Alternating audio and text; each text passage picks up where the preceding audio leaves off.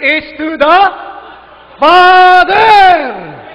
Yun bang Father, yun din ang Son. Sa kanya siguro, pareho lang yun. Pero wala yun eh. Wala nun. Di ba kapatid na Michael? Ayun.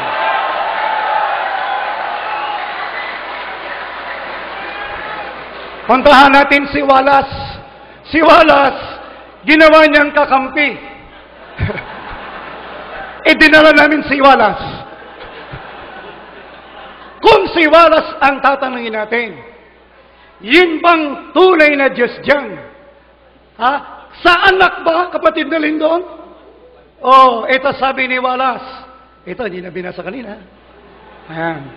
Many scholars see Otios rather than Christos is the antecedent, even though Christos is closer. Yun ikang tunay na Diyos dyan, yung God, true God. Sabi ni Wallace, tumutukoy kanino? Sa Ama.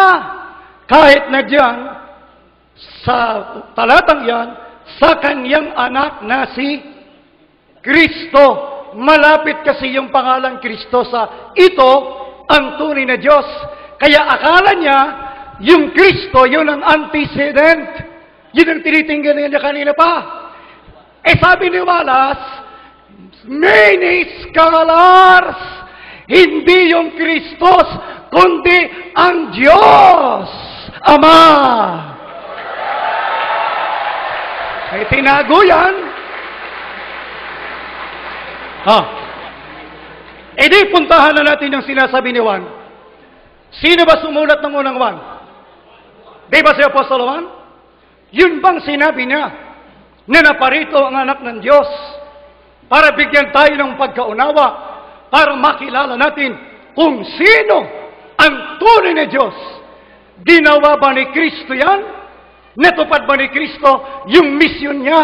Ipakilala sa atin kung sinong tunay na Diyos? Siyempre, isusulat ba ni Juan yan kung hindi ginawa ni Kristo? Ayan. Kaya ito, iniwas-iwasan na naman niya kanina. Di ba, kapatid na Amor? Ang sabi niya, nung sinabi ni Kristong ikaw ay makilala nila na iisa, hindi raw talaga iisa yon. Kaya nagtanong tayo, pag sinabi bang iisa, mayroon bang iba? Wala. Sino yung iisa? Basa tayo. Sabi ni Kristo, ito ang buhay na walang hanggan, na ikaw, ano sabi? Ay makilala nila natin na iisang Diyos na tunay. Ilan? Ang sabi niya, ikaw. Sabi ba niya, pati ako. Tayong tatlo ng Espiritu Santo.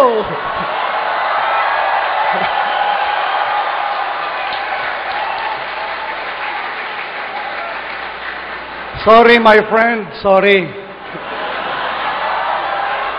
Kaya lang, dinadagdagan mo kasi yung sinabi ni Kristo eh. Huwag mo nang daragdagan. Tama na yan. Tama yon. Sabi ni Kristo, ikaw ay makilala nila. Hindi sinabing pati ako. Ang ipinakilala ni Kristo, hindi siya kundi ang alin? Ang Ama. Sa kanila, si Kristo, siya ang Ama. Yung Ama sa naron, nasa langit.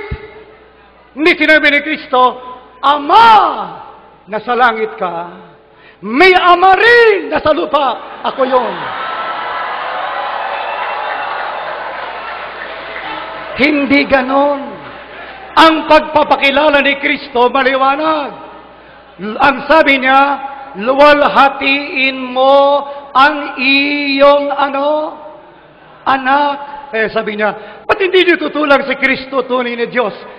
Kaya nga sinasabi namin sa iyo, Hindi siya ang tunay na Diyos. Siya mismo may sabi, ang kilalanin mo, kaso ayaw mo eh. Ang dapat mong kilalanin, sabi niya, yung Ama ko, nasa langit yon. Yon, iisa. May maysa sa Ilocano, metong yamo sa Kapampangan. Oh. Iisa lang yon. Kanina, ang ginawa niyang ang ginamit ng testigo para patunayan si Kristo Diyos, yung kaibigan niyang si Tomas na absent nang si Kristo dumating at magpakita. Ngayon, si Tomas ay apostol, akala niya ay kayang-kaya na niyang paniwalain kayo sa sinabi ni Tomas. Ano ho?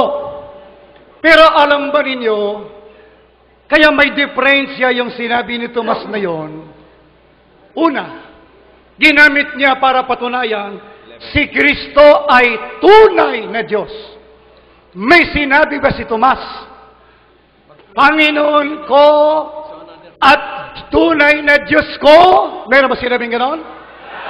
Wala. Kaya hindi pwedeng magamit eh. O granting na sinabi ni Tomas, Diyos ko. Tatanggapin na ba natin yun?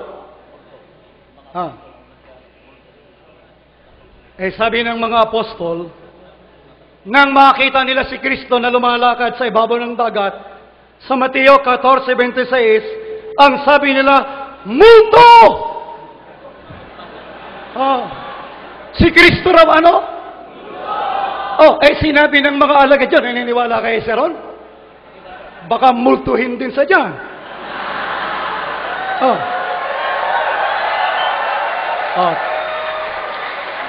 Kaya hindi ko mo sinabi ng alagad, paniniwala na natin.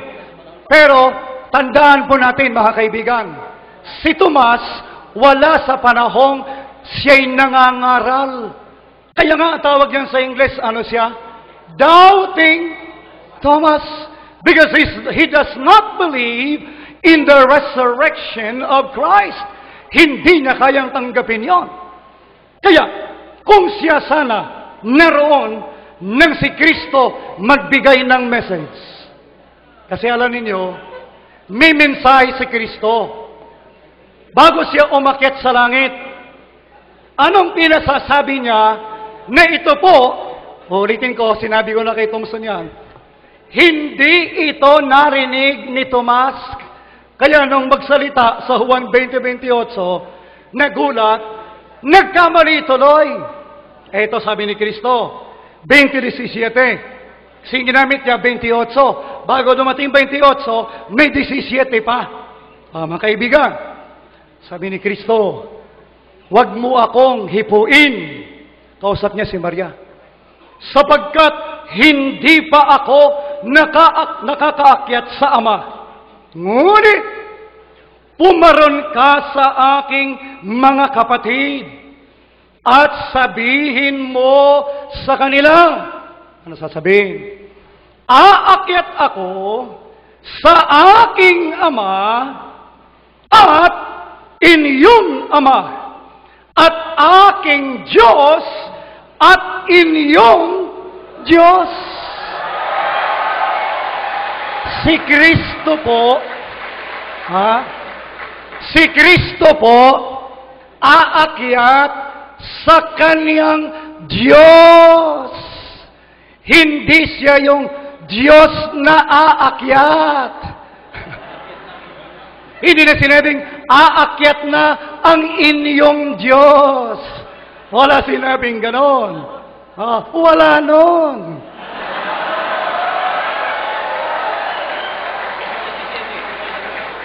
Kaya, ang sabi niya, aakyat ako sa aking Diyos. Kaya balik tayo sa Hebreo 1:8, pinipilit niya na yung Diyos, sinasabi ra doon sa anak, siya yung Diyos. Bakit naman ipipilit mo? Mayroon namang ibang salin na nagsabi, ang iyong Diyos. O yan. ang iyong Diyos. May nakalagay sa Biblia. Oh. God is your throne.